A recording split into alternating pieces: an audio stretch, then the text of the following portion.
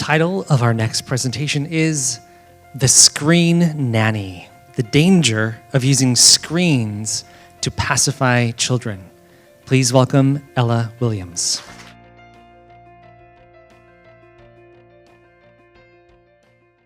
Next to me, a 10-year-old little boy hunched over the table at my math study center, gripping the edges of his phone instead of his pencil.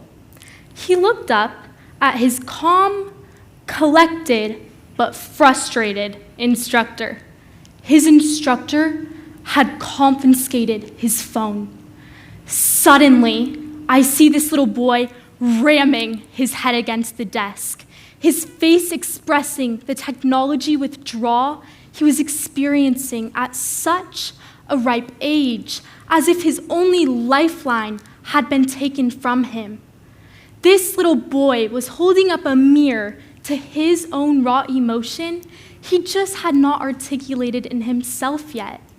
Screens are tools we are all so deeply dependent on, but what role do parents play in managing their children's screen usage while teaching them life skills and dependencies?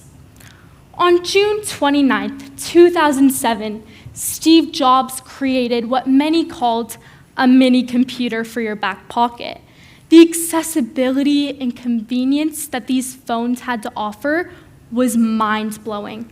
Little did many know that iPhones and other similar smartphones would soon shape the family dynamic over the next 18 years. It has now become normal to see a child hunched over the table at the family dinner or group conversations with complete tunnel vision to their personal screen of distraction.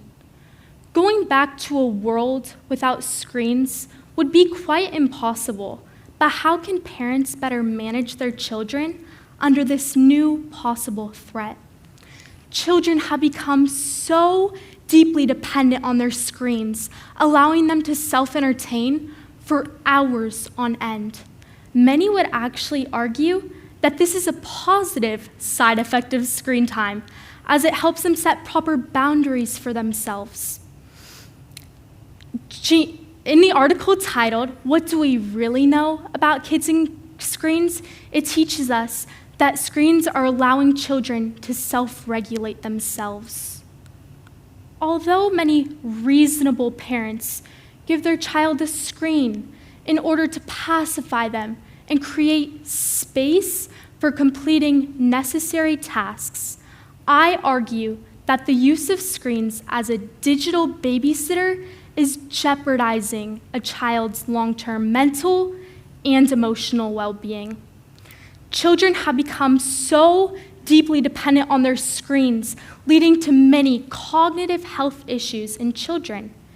Pediatric clinical researcher John Hutton writes in his article, in preschool-aged children, higher media use has been associated with thinner cortical gray matter and shallower sulcal depth in areas involved in visual processing, social cognition, attention, and emergent literacy skills consistent with findings in 10-year-old children. This affirms that the higher the media use, the slower the brain develops in crucial areas for learning and creativity. Jean Twenge, a professor of psychology, writes on how screens have taken children's ability away of being able to verbalize their emotions. This is becoming a replacement for human voice. Self-regulation is such an important asset in developing children. Pediatric researcher and Stanford University professor Thomas Robinson writes and recommends parents to wait to give their child a screen until they are old enough and mature enough to not let it distract them from essential lifestyle tools such as sleep, homework, family time, and playing and socializing with other children in the real world.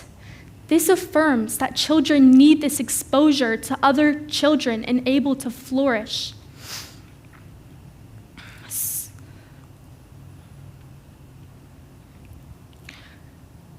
Many may say the call for a full prohibition of screens seems impossible for their children due to many life struggles and adult busy schedules.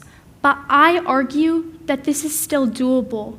I argue for a full prohibition of screens when utilized alone between the ages of 0 and 13. Now, if screens are successful at distracting your child from essential times with their friends and stress or making another mess, they may soon let you down as you watch your child suffer from the detrimental effects of what you thought was just some visual stimulation. Don't let this happen to your children. Parents are called by God to train up their children in the way they should go, for even when they are old, they shall not depart from it. By utilizing screens as a form of care to pacify your children, you may watch them suffer in the future. But ultimately, allow your child to reclaim the joys of childhood. Bring them back to what all of you used to have without a pesky tool of distraction in your face at the dinner table.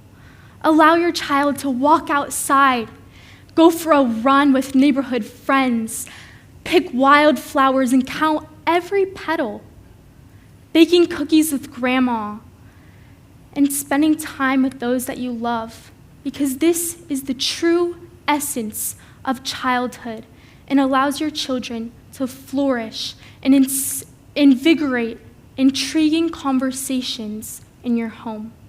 Raise children who look up at the world, not down at a screen. Thank you.